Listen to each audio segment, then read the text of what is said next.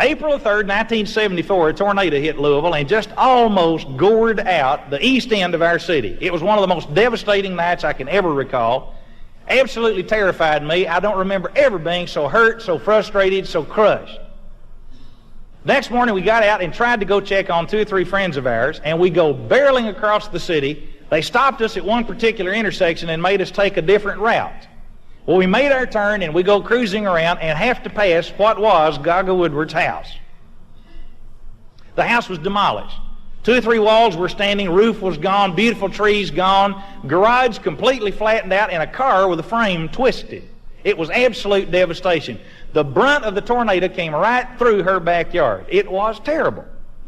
Well, I saw the house, and I'd been there many times for social occasions and to visit, and my heart just jumped right up in my throat. And I slammed on the brakes in front of her house, cut off the motor, and I said, "Come on, Eleanor, let's run inside." She said, "I can't go." I said, "You've got to go. Come on." So we go running in through the dining room window, which is now a whole lot more accessible than the living room door. And we leap into the dining room, and here was rubble and dust and mud and gunk. And I almost burst into tears immediately. I was in shock. And I'm standing there trying to catch my composure, and I hear footsteps upstairs, clump, clump, clump.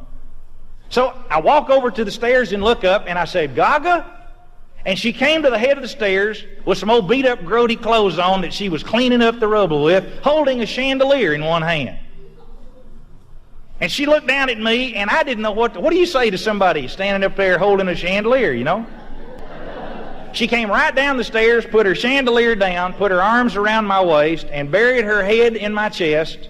And I put my arms around the nape of her neck and just gently rocked her for a couple of minutes while Eleanor patted her on the back. Gaga finally looked up at me with moist but not drippy eyes at all. And with a real stern disposition, Gaga Woodward said, "We're okay, Grady. We just lost a house." Gaga's going to make it. She wasn't cracking jokes. She wasn't being silly. Gaga had gotten hold of something that the Bible calls the peace that passes understanding. Peace doesn't mean the absence of conflict. It means learning controlling conflict. It means to put your sails up and determine where you're going to go no matter what the wind is doing.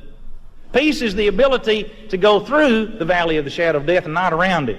And it brings ultimately the great dimension to the life called joy.